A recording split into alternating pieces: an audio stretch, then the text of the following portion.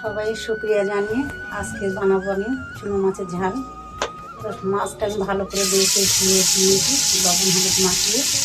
তারপরে আমি মাছটাকে ভালো করে ভেজে নেব।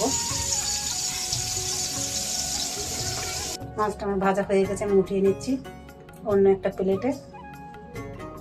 এবার ওই তেলে আমি দিয়েছি পেঁয়াজ, একটা বড় সাইজের পেঁয়াজ কুচি করে দিয়ে দিলাম।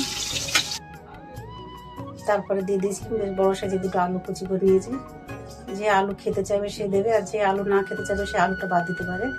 এবার দিলে পরিমাণ মতন লবণ, শুকনো ঝালের গুঁড়ো, হলুদ গুঁড়ো দিয়ে দিচ্ছি, আদা রসুন বাটা। একটু ভালো করে নেড়ে চেড়ে নেবো। জিরের গুঁড়ো দিয়েছি, সর্ষে বাটা আর জিরে বাটা দিয়ে আমি ভালো করে একটুখানি কষে নেব হালকা করে। মাছটা তো ভাজাই আছে। তারপরে আমি অল্প করে পানি দিয়ে তারপরে আমি দিয়ে দিয়েছি মাছগুলো দিয়ে কাঁচা ঝাল দিয়ে তার উপর দিয়ে টমেটো কুচি ছড়িয়ে দিচ্ছি, দিয়ে দেবো ধনে পাতা কুচি। এইভাবে মাছ চচ্চড়ি করলে খুব ভালো লাগে। পরে মাছটা চচ্চড়ি করতে করতে যদি ডাল আলা আসছে, আমি ডাল দিয়ে নিচ্ছি। আমার হঠাৎ দেখলাম মেথি শেষ হয়ে গেছে।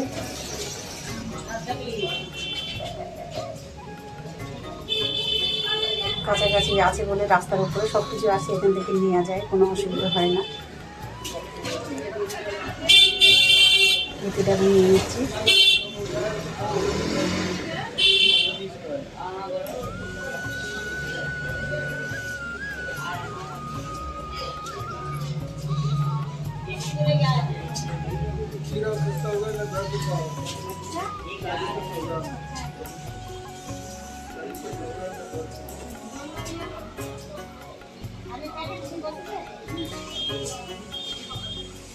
ওইটা আছে अलसी के बीज, अलसी के बीज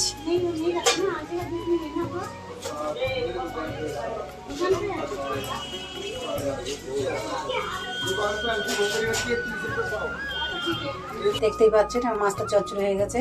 আর এমনভাবে চচ্চড়ি করতে হবে নিচে থেকে যেন পানি শুকিয়ে তেল বার হয়ে আসে, খেতে খুব সুন্দর লাগবে। যদি ভালো লাগে একটা অবশ্যই লাইক করে দেবেন। ধন্যবাদ।